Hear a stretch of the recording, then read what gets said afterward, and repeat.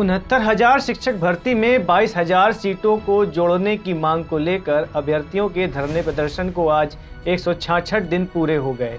लखनऊ के निषादगंज स्थित SCERT कार्यालय के परिसर में अभ्यर्थियों के समर्थन में कई संगठन और अभिभावक शामिल हुए।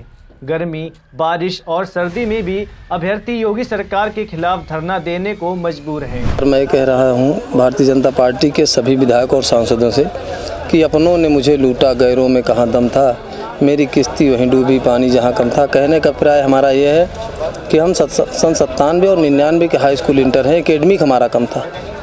उस समय नकल विहीन परीक्षाएं सरकार ने रोका था, इसमें भाजपा गवर्नमेंट चली गई थी। उसी समय के हम हाई स्कूल और इंटर हैं, इसलिए मेरा केवल एकेडमिक कम है और सुपर टेट में मेरा 115 नंबर है। 115 नंबर ला करके मैं यहाँ धरने दे रहा हूँ। 6 महीने से बैठा हूँ, पूरी बरसात यहीं बीत गई और उम्र भी मेरी निकल रही है। अब चाहे जितनी वैकेंसी निकालेंगे हम लोग वैकेंसी में सम्मिलित नहीं हो पाएंगे।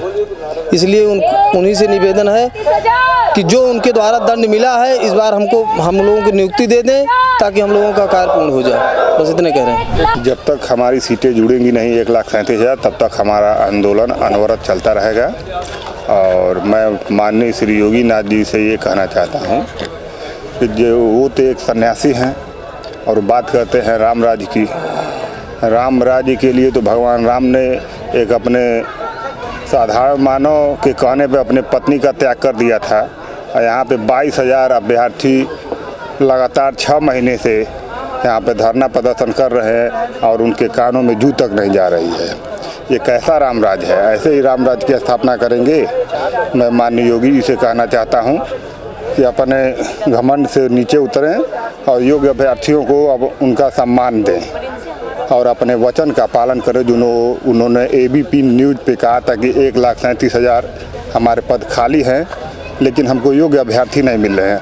अपनी आँखों को खोलें और आके SCERT पे देखें कि कितने योग्य अभ्यर्थी यहाँ पे घूम रहे हैं और अपने वचन का पालन करें। वहीं अभ्यर्थियों के समर्थन में आए लोगों ने कहा कि गलत नीति को सरकार को वापस लेना होगा। अभ्यर्थियों का संघर्ष बहुत लंबा है, किसानों की तरह इनको डटे रहना होगा, तभी योगी सरकार को झुका पाएंगे। चुनाव आने वाले हैं तो कृषि कानूनों को वापस ले लिया गया, वैसे ही इनको भी सफलता मिलेगी। ऐसी सरकार है जो बहुत संवेदनहीन है, ये जनता के लिए कोई काम नहीं करती है बल्कि जन विरोधी सरकार है मैं कहूँगा। और ये सोचती ये है कि सिर्फ विज्ञापन के बल पे ये चुनाव जीत जाएगी। लेकिन किसान आंदोलन ने ये दिखा दिया है कि अगर आप आंदोलन करेंगे डट के तो ये सरकार झुकती है। और वो 3 किसान विरोधी कानून वापस लिए गए हैं। अभी आप देखिए उत्तराखंड की सरकार ने जो वहाँ देवस्थानम बोर्ड बनाया था उसको भी वहाँ के जो पंडित पुजारी वापस लेने की मांग कर रहे थे, तो वहाँ भी भारतीय जनता पार्टी की सरकार है वो दबाव में आ गई क्योंकि वहाँ पे भी चुनाव है जैसे उत्तर प्रदेश में है। और उनको जो देवस्थानम बोर्ड का अधिनियम था, 4 धाम देवस्थानम बोर्ड, उसको उन्हें वापस लेना पड़ा है। तो सवाल ये है कि जब आप गलत फैसले ले रहे हैं तो आपको वापस लेना ही पड़ेगा। और इसी तरह से ये जो गलत भूमिका यहाँ पे सरकार ने उत्तर प्रदेश में ली हुई है, भाई आप किसी भी प्राथमिक विद्यालय चले जाइए, आपको वहाँ 5 शिक्षक नहीं मिलेंगे पढ़ाने के लिए। तो जब आपके पास रिक्त पद हैं और जब यहाँ योग्य लोग हैं जो परीक्षा दे के आपके मानकों को पूरा कर रहे हैं, तो आप उनकी भर्ती क्यों नहीं कर रहे हैं? ये जिद क्यों है? देखिए, आज जो शिक्षक भर्ती में 22,000 पद जोड़ने का जो मामला है, जो इनका धरना लगभग पिछले 115 दिन से चल रहा है, आज आदरणीय संदीप पांडे जी और हम सभी साथी लोग आए हैं इस धरने के समर्थन में। और बड़ी लंबी लड़ाई इनकी चली है, इनकी लड़ाई को मैं नमन करता हूं। लेकिन ये गूंगी बहरी जो सरकार है, एक तरफ तो ये बेटी पढ़ाओ और बेटी बढ़ाओ का नारा लगाते हैं, दूसरी तरफ बेटी एक टंकी पे चढ़ी है और बाकी बेटियां अधिकार मांगने जाती है तो पुलिस की लाठी लेके दौड़वाओ। ये इनका जो है असल में कृत्य बन गया है इस प्रदेश सरकार का। क्या इन्हें दिखाई नहीं दे रहा कि इन नौजवानों का भविष्य दांव पे लगा हुआ है? 160 दिन से ज़्यादा धरना चल रहा है, इनके लिए इनकी पीड़ा उनको दिखाई नहीं देती, उनको सुनाई नहीं देती। इस सरकार में संवेदना नाम की कोई चीज़ ही नहीं बची है।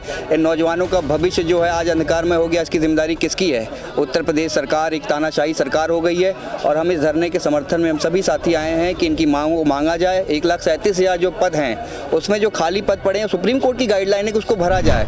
वहीं आपको बता दें, मुख्यमंत्री के आश्वासन के बाद भी अभ्यर्थियों की नियुक्ति का रास्ता साफ नहीं हो रहा है। जांच कमेटी महीनों से रिपोर्ट नहीं दे पाई है। सरकार को बस मैं यही संदेश देती हूँ कि हमारी जो वैकेंट सीटें हैं, मतलब जो खाली हुई सीटें हैं 1,37,000 की पूरी वो फिल कर दें। हम इन योग्य सुपरटेट पास ही अभ्यर्थियों के हम लोगों ने तैयारी करी थी इसी बेसिस पे कि बीएड किया है, उसके बाद में इनके जो जितने भी इन्होंने वो रखे मानक रखे हैं, टेट रखा, सुपर टेट रखा, दोनों क्वालिफाई करके सोचा था नियुक्ति मिल जाएगी, अपने अपने विद्यालय में पढ़ाएंगे, जाके बच्चों का भविष्य बनाएंगे, अपना भी बनेगा। लेकिन वो कुछ नहीं हुआ। 3 साल हो गए इस भर्ती को। 2018 में टेट हुआ था, 2019 6 जनवरी को ये सुपर टेट का पेपर हुआ था। आज तक इन्होंने ये भर्ती पूरी नहीं कर पाई है। तो अभी भी हम लोग इसीलिए बैठे 168 दिन लगभग यहाँ हो गए। इसी उसमें है कि इनके पास पद है, हम लोग योग्य बैठे हैं, यहाँ पर आए, हम लोग का देख लें क्या है क्या नहीं। अगर हम लोग योग्य हैं तो हम लोग की भर्ती दे दें। इतनी छोटी सी मांग है, इसको पूरा करने में इतना टाइम लगा, पता नहीं क्यों। ब्यूरो रिपोर्ट, GMD खबर।